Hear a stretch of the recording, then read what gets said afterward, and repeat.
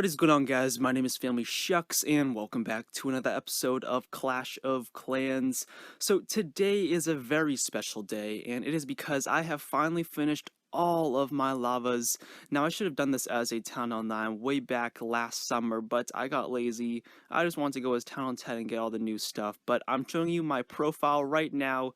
As of currently, I have, well, not currently, but when I did finish my lavas, I got 852 attacks won, and that does not count, of course, the attacks that I lost during this season, or so far during this season, but my gold grab, my elixir escapade, and also my heroic heist all went up as expected. And I do have some before shots, or should I say screenshots, of my profile about 2 weeks ago when I did have around 76 walls left to go.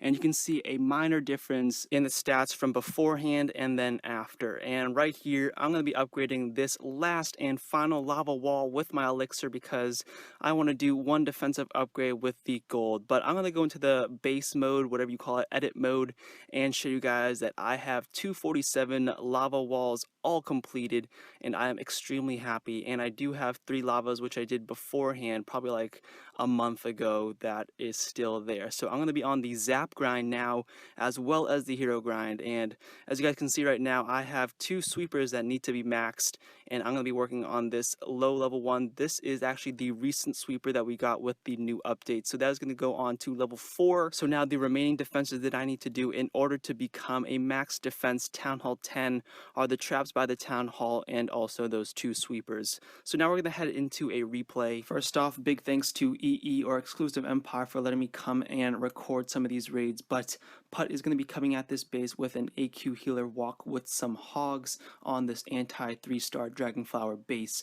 Obviously no match. It has Town Hall 9 defenses, but a lot of lavas and zaps on this base. So Putt is going to be streaking down this left-hand side using that maxed out Arch Queen as well as 4 healers to keep her alive in order to take out all these defenses on the left-hand side, creating a nice funnel before he starts his hybrid portion. Now he's using the Giants as a distraction in order to soak up the fast DPS of the Archer Towers and also the Expo, so that way the healers are able to heal up the Arch Queen in time and keep her alive for as long as possible. So before the Arch Queen reaches the place where the hybrid portion would take place, he has already begun placing down the golems and eliminating the outside buildings in order so that his Arch Queen doesn't spend so much time working on these outside buildings. And also he is simultaneously creating the funnel so that way his heroes do not wander off, because that will obviously be bad for him. So he places down his jump perfectly placed so that way it reaches the outside for his golems to funnel in, and also reaching into that Town Hall compartment so that way he can take out the Inferno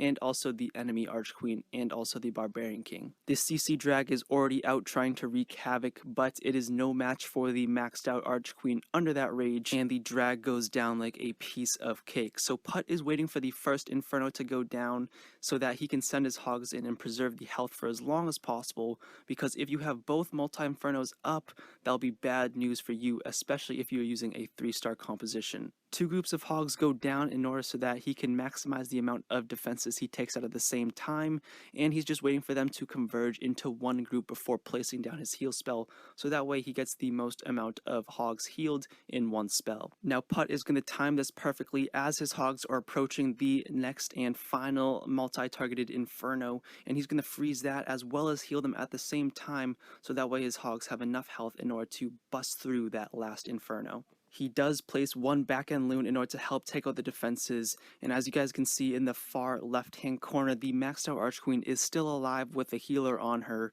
so she is going to regen to full health and help with the cleanup. So the last couple of defenses are about to go down. He still has a ton of cleanup troops left alive, and all he has to do is just wait for them to take out the remaining buildings. So that is going to basically wrap it up for this replay, a beautiful attack by Putt. And now we're going to head into the last and final replay before I send you guys off for the rest of today. And we're going to be looking at another one of these attacks on a base with Town Hall 9 defenses with a lot of gnarly walls, lavas, and also zaps.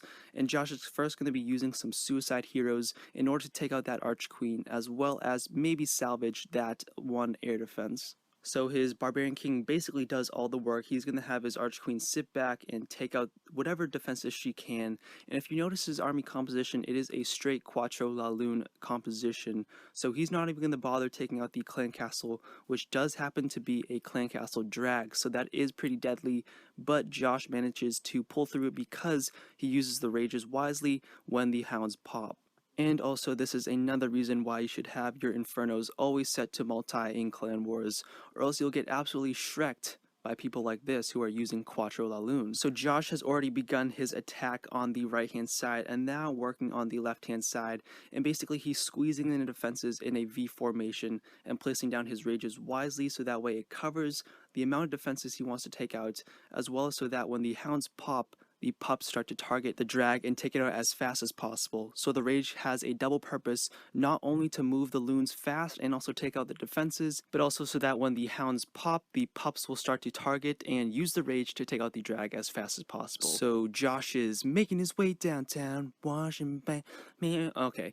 He froze the core, pretty much game over from here because right now there's just a bunch of point defenses, but he has a ton of loons left. The Tesla cannot handle it, as well as the Archer Tower cannot handle it, and the mortar just does nothing at all. But he does place the poison spell on the enemy loons, which I thought was pretty funny, but it did serve to slow them down so that way his pups could catch up and take them out before they target and kill his Archqueen, and that is going to be a lovely 3-star. So that is it for today's video. Hopefully you guys all enjoyed. Thank you so much for watching, and I'll see you guys next time. Peace.